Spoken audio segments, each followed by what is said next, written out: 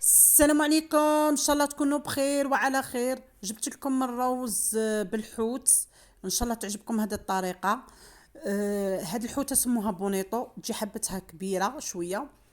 هنا شوفوا، وجدت باش باغي نديرها انا في المقله شغل طيب نص طياب، ومن بعد عاد كي ندير الروز نديرها في الكوشه.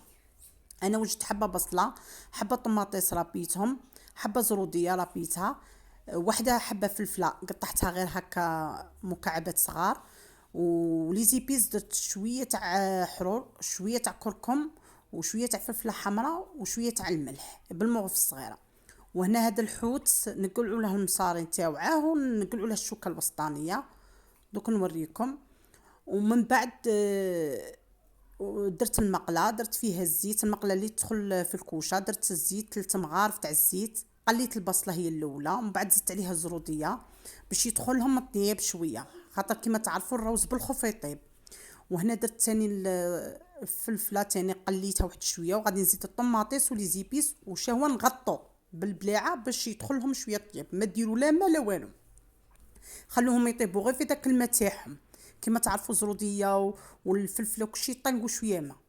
ومن بعد ولينا هنا للحوته اللي قلت لكم عليها سموها بونيطو، قلعت لها هذاك الشوكه الوسطانيه، قلعت لها الشوك هذاك اللي يجي في الجناب منا ومنا. خاطر تجي فيها شوكه كشغل جايه شويه كبيره، لازم تقلعوها خاطر باغي نديروها بالروز باش ما يجيش فيها الشوك بزاف.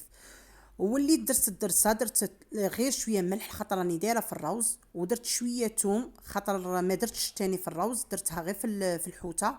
ودرت شويه تاع فلفله حمراء مع شويه تاع حلو، هذا ما كان درت لا كمون لا والو، باش راكو عارفين فيها الروز باش ما يتبدلش البنه تاع الروز. هنا درت هذيك الدرسه في الحوته، ووليت لهذاك هذاك البصله والطماطيس والفلفله، شوفوا طابت نص طياب، شغل قليتها مليح، نقصت لها الغاز وخليتها طيب في خطرها. ومن بعد وليت درت الروز هذا الفاير، درت غرفيه تاع روز. ما ديروش ما تشلوش الروز باش ما يتعجن لكمش، خاطر غادي نديروه في الكوشه يطيب. درت غرفيه تاع روز، غادي ندير معاها 3 تاع ماء. كيما نقولوا حنا، اللي تشدوا الغرفيه اللي ديروا بها كملوا بها الماء، ديروا 3 غرافي تاع ماء. كي يرفد الغليه دخلوا الحوته تاعكم بالروز في الكوشه، وكي تشوفوها نشفت خرجوها وتاكلوها ان شاء الله بالصحه والستر. وصراحه يجي فيها واحد البنه، هذا الروز يجي بنين سورتو كيما قلت لكم اللي يبغي الحوت، اللي يبغي الحوت. وريتكم هذه الطريقه ان شاء الله تعجبكم، ومع السلامه الى فيديو جاي. باي.